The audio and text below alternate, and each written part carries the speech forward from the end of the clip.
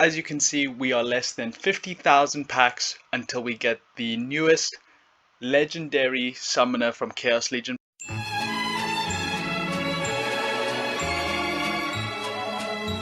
Absolute honor and pleasure to interview Jacekw, or as we know him in the Splinterlands community, Jacekw. So the most important thing is that, and I probably sound very uncomfortable pronouncing it, Jacekw, is that for the longest amount of time in my head, I always thought it was Jace, KW, but that's because obviously I'm South African and come from a more British English culture. But he is a Polish player, and the way you pronounce his name is Jacek, so Jacekw W. I assume the W is his surname. But yeah, basically, I had the absolute honor of interviewing him. I sent him a whole bunch of questions that you guys asked me to ask him. And my main questions were that I just wanted to figure out how long the process took, how much control and influence he had. Obviously, he is the legendary fire summoner. How he decided the different abilities, how much influence he had on the lore, as well as the artwork. So just to give you guys a brief introduction to him, even though if you've been playing this game for any amount of time, I think you should know him. But basically, he is probably one of the top 3 Splinterlands players to ever exist. You will see him on the Champions leaderboard constantly. He has won, and when I say won, I mean he's come first for the season like 38 times. He is an absolute machine. He's been playing this game since 2018. When I interviewed him and asked him how he got into this game, he basically said that he was an active Steam user because obviously Splinterlands originally was called Steam Monsters and it was originally on the Steam blockchain. But then that evolved to become the game that we know and love. That's now based on the Hive engine. But when he started this game in 2018, he missed alpha, but he joined in beta. He bought some beta packs, and he didn't really get into it at first. But then another Polish player, who I'm not even going to attempt to pronounce the name, I'm just going to butcher it, basically then made some, online posts and blog posts about the game. And then he got more and more into the game. And then when tournaments came out, he was already hooked and addicted. And then he was already investing in crypto and focused on building up his cards and getting more and more competitive until he is where he is now, the top of champions, the champion leaderboard. But he did say that it took him a long time to learn the game and a long time to progress and work his way up, because he said that it took him a couple of seasons to get position 2, and then as soon as he got that, he was working super hard to try and get that position 1. And there was apparently a season where he played over 2,000 games just to make sure that he secured number 1, which is insane. But at the same time, I guess that's the dedication you need to be one of the best. I would actually probably call him the best, but I don't want to be too much of a suck up. But yeah, so basically, for all of you guys that don't know, the way it worked is that the highest amount of pre-sale packs of Chaos Legion, the top 6 most packs purchased, were allowed to. One of their prizes were that they got to design their own cards, and then the way it worked is that number 1 got to choose out of the 6 summoners which element they got. So he essentially was number 5 out of 6. So when it was his turn to choose, he had the choice between fire and life, and he then chose fire. So that's how he chose the fire element. So when I asked him about what were the limitations and then the rules given to creating the summoners, mainly the abilities, he said that he started the process with the abilities by giving some suggestions, but he never had 100% full control of the different abilities, because obviously I think Matt had to make sure that they don't break the mechanics of the game and that it's still relatively fair compared to the other summoners. And he even said that the final abilities that we have now, which is double speed, scatter shot, and piercing, are completely different to what he actually first suggested, but he did say that he really likes them and that he believes that his summoner will help change the meta and then also just counter a lot of the current strong lineups, which would be something like taunt and multiple heals.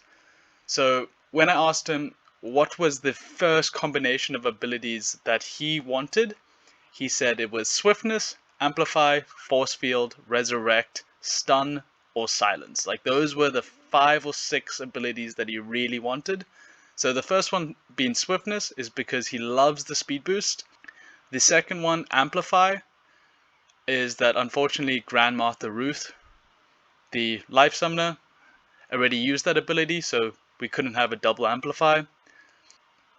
The main reason that he wanted resurrect is that resurrect is because of the elemental phoenix. His favorite card in all of Splinterlands is elemental phoenix, and just like in mythology, when a phoenix dies, it bursts into ashes, and then a baby phoenix will grow from the ash. So technically phoenixes never die, they simply resurrect when they die of old age. Stun, he really wanted stun, but I think he said it turned out to be too strong, so there was no chance that he was allowed to use stun. And then the final one was silence. I think that got shut down because it's a magical summoner, so decreasing the magic. All in all, he was super happy with the final combination. What happened is he gave some suggestions, and the main one that obviously got picked up, which made sense for fire, was the swiftness. And then it also made a lot more sense because when he got back his suggestions, it wouldn't just be a random mix of random abilities that he liked because he liked, for example, silence, stun, swiftness, amplify, resurrect. It wouldn't just be a random combination of 3 of those, but he was asked if he liked the idea of scattershot, and then he said that he liked it, and then that was then combined with 2 speed and then piercing to create what we now know as Conqueror Jacekw. Okay, so the next question asked is how long does it take to create the summoner? He said that the process was long and slow. It took 2 to 3 months in total. I think there was just a bit of give and take. You have to wait for everyone else to pick their summoners. You have to go through the entire process, share your ideas, get feedback on your ideas, go back and forth. When I asked him how did he choose the artwork or the artist, so he said that the artwork was the thing that he cared about most, because the main thing, you guys should really look at the art, because I never realized this until I looked at it a lot more in depth, but the main thing is that he really wanted to include his favorite card, the Elemental Phoenix, which is obviously perched on the giant that is Conqueror Jacekw. It's perched on his shoulder. And then he also wanted the summoner to have wings, as that will then be a hidden reference to the Hussar wings.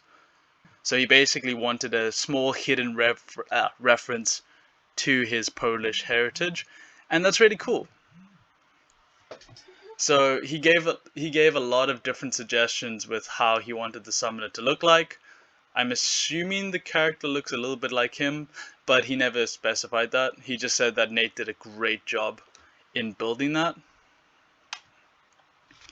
So when I asked him about how did you build the backstory, he he said that he's not really into lore, so he just said that the lore can 100% be created by the writers.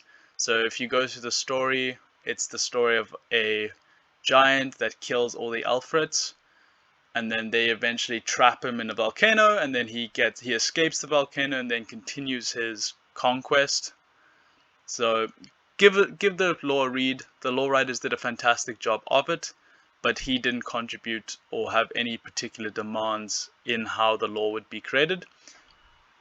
So many different members of the community have speculated and guessed what they believe would be the best combinations of cards to combine with Conqueror Jacekw. I got the amazing opportunity to ask him himself what cards he believes would be the best cards to play with the card and what he expects to be good combinations. And of course, his first answer was the Elemental Phoenix. The other cards would be cards that increase and decrease speed, just to play into the incredible speed buff even more. So that would be your Countess, your Goblin Shaman, your Fire Imp, and then after that he basically just said any magic or range card that has fast or increases speed. So he's expecting some just high, quick impact battles. I think the Scattershot will be really fun to see how that works. I asked him what does he expect to be the hardest matchup against his card, and he responded with the Byzantine Kitty, as both of them have 2 speed boosts, so they will counter each other. It will be who can hit each other quickly, or who can hit each other first. But then what's interesting is that Kitty has True Strike, but Jacekw has Scattershot, so he might be able to use something like a Taunt card, where the Kitty won't be able to do that. So there'll be some very interesting Biz Kitty versus Jacekw battles, so look out for that. If you guys are quite keen to counter the new card, definitely pick up a Biz Kitty. It could be a good answer, or just pick up a Jacekw yourself and then just battle Summoner versus Summoner. And then finally I just asked him who he wants to give a shout out to, and he says that he just wants to give a shout out to the entire Splinterlands team who helped create his card. Thanks guys, let me know how I did, let me know what questions I missed, and if there's any that are exceptional, I might just have to do a part 2. Catch you guys in the next one. Bye.